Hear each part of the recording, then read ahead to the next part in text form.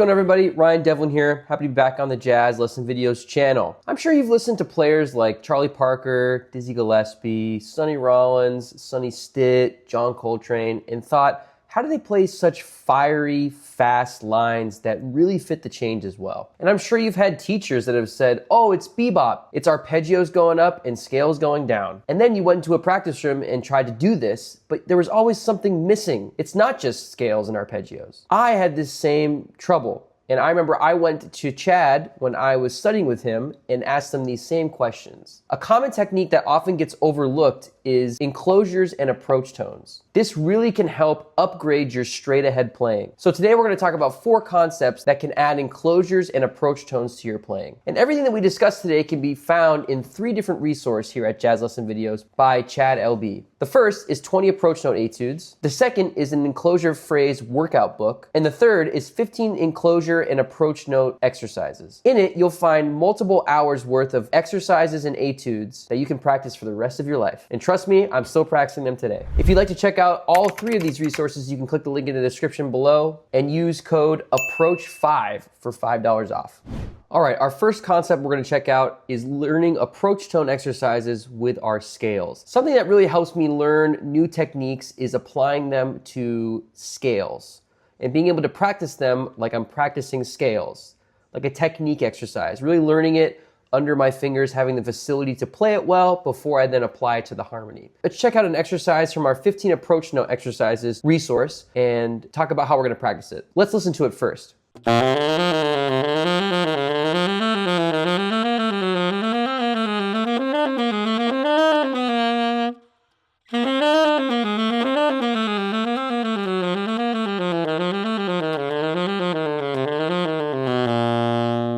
We're going to analyze this exercise and how it relates to our C major scale. This exercise has 1 non-scale tone per bar, that's the approach note, that approaches or targets a diatonic scale tone. So in the first measure, our non-diatonic approach tone is E flat. You'll notice that sometimes the approach notes repeat themselves because we have different half steps and whole steps in the major scale. We have a half step between the 3rd and 4th degree and a half step between the 7th and the root. So the approach note has to change when we have those half step relationships. The first 4 notes of every bar of this approach note exercise is 1, 2, 3, 4 in every mode of our major scale. The second 5 notes is where that approach note comes in. The approach note is always going to be on the and of 4 going to the downbeat of our next bar. It's approaching the next targeted diatonic scale tone. So E flat to D, E flat to E, G flat to F, A flat to G, B flat to A, B flat to B, and D flat to C. Everything else is diatonic. The pattern goes 1, 2, 3, 4, 5, 4, 3, 2,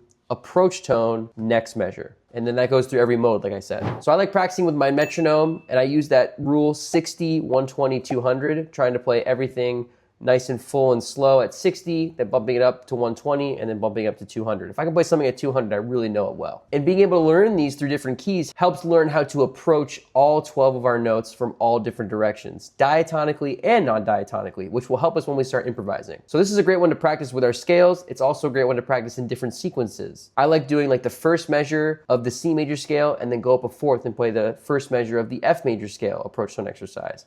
And you can just keep going back and forth in different sequences. So practice these in all 12 keys of your major scales, and you'll notice that it will immediately start to apply when we work on the next 2 sections of this video, applying it to harmony and improvising. Now let's move on to our second concept. So we're going to look at 3 different phrases on 3 different chords. Let's take a listen to our C major enclosure phrase.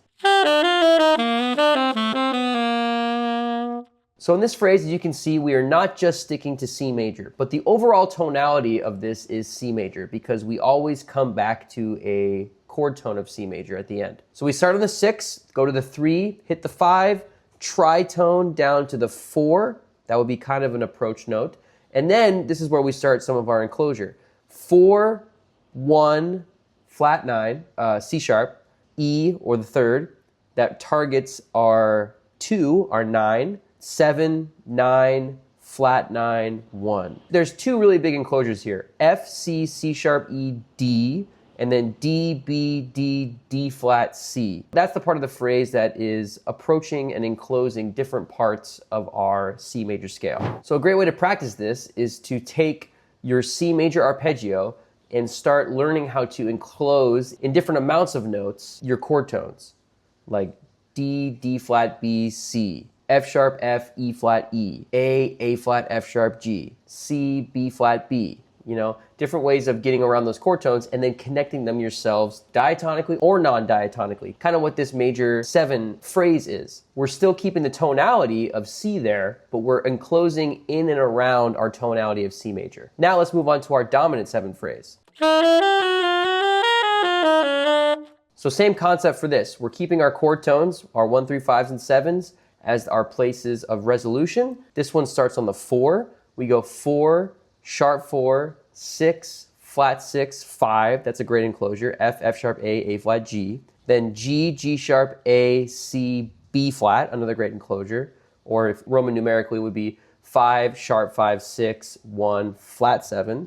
And then flat 7, 5, 4, sharp 9, 3. B flat, G, F, D sharp, E. 3 really great chromatic, non-diatonic ways of enclosing a chord tone. F, F sharp, A flat, G, G, G sharp, A, C, B flat, G, F, D sharp, E. So this, just like we talked about on the major phrase, you can do the same exact thing, enclosing chord tones and non-chord tones if you'd like, but always knowing how to resolve. Here's me now playing in the style of this without copying this line, using this line as a little bit of a launch pad into making my own enclosure phrases in and around C7. Take a listen.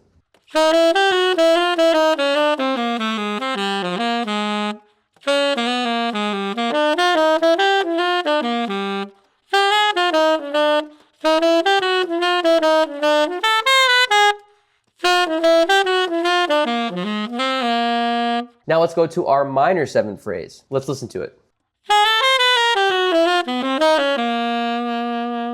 So here, again, we are resolving to our 1, 3, 5, and 7s, and we're going in and out of those by enclosing our chord tones. So what's really cool about this, all 3 of the ones that we're going over right now, is you can think about C minor, C7, or in C major, not just with your chord tones and not just with your non-diatonic tones. We're using all 12 of our tones to still be able to play the tonality of these chords just by knowing how to enclose, approach, and then resolve. So this adds so much freedom into being able to play one chord or one tonality. So in this minor phrase, we have 7, major 7, 9, flat 9 to the root. That's the first enclosure. And then root, 6, flat 6, tritone 5. That's the second enclosure. And then 5, flat 9, 9, 4, flat 3, 1. That's our last enclosure. So being able to be flexible with these and practicing them in like what we did in the first concept with our scales, starting to get more comfortable playing approach notes and enclosures, then you can start really improvising with them, just thinking about one chord or one tonality and snaking your way around chord tones or around scale tones and then being able to resolve. It's a really fun way to practice, and again, it really adds this new sound to your playing that adds chromaticism without stepping outside of the changes. We're just snaking through the changes or snaking through the tonality, still targeting our chord tones, but adding some new chromaticism to spice up your lines. Charlie Parker's a genius for creating this. I mean, he's not the only person that created it, but you know, the level that he got to and what it influenced, it's just absolute mastery. Let's move on to concept number 3. Now we're getting into improvising with our approach tones and enclosures over a tune. In this case, we're going to be looking over a concert F blues. This etude comes from Chad L.B.'s 20 approach note and enclosure etudes. This one is over a bird blues. Let's just listen to the first chorus of this etude.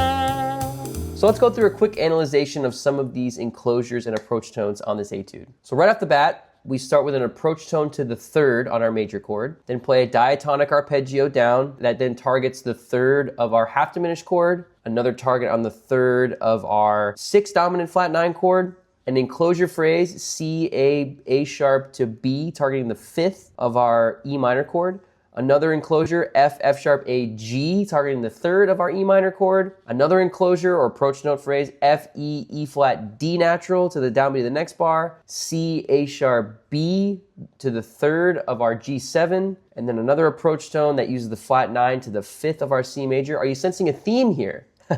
We're always enclosing chord tones on the big beats of the bar, beats 1 and beats 3. That's when the chords are changing, so that's when we're going to hit our chord tones. I call this the harmonic time of the tune. You know, we talk about playing the time and playing the rhythm of the tune, but practicing the harmonic time of the tune is just as important. And if you're not playing the harmonic time with intention in the right way, it can really sound like your time in general is off. Because if you're not resolving in the right areas or whatever, it can really be confusing. So this etude is great to start practicing this. You can go through 90% of all of this and those chord tones are going to be on the big beats. So now I'm going to improvise over a blues, just thinking about approach tones and using some of the phrases from the etude and some of my own. I call this improvising with vocabulary. This is one of my favorite things to practice, taking a concept that I'm learning over a blues or over any tune and then improvising with my own version of it. Still sticking to what the vocabulary is, but melding it with my improvisation. The application process is so important when you're learning jazz. So here's my take on this etude.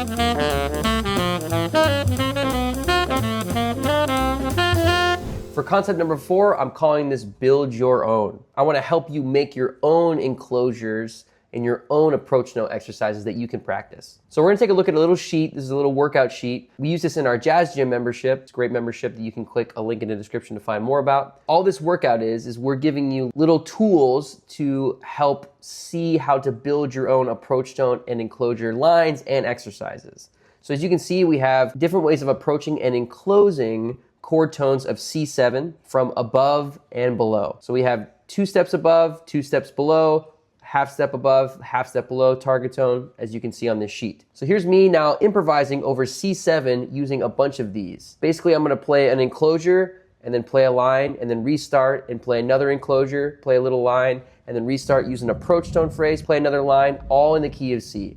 And then towards the end of my playing, I'm going to put a bunch of them together over C7 and make my own version of this exercise. So check it out.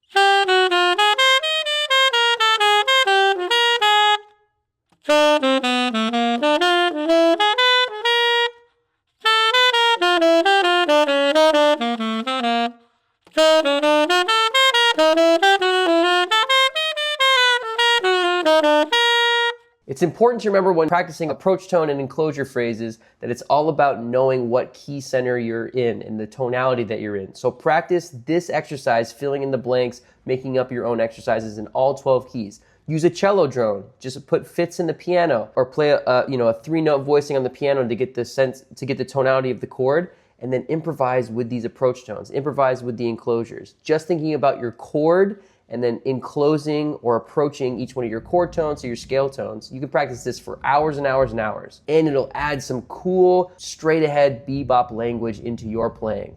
All right, everyone, that concludes today's video. I hope you found it helpful. And again, if you'd like to dive way deeper into this material, you can click the link in the description below to download all 3 resources. And remember to use the code APPROACH5 for $5 off your purchase. Thanks for watching, and make sure to like, comment, subscribe, hit that notification bell so you know when we post again, and I'll see you in the next video.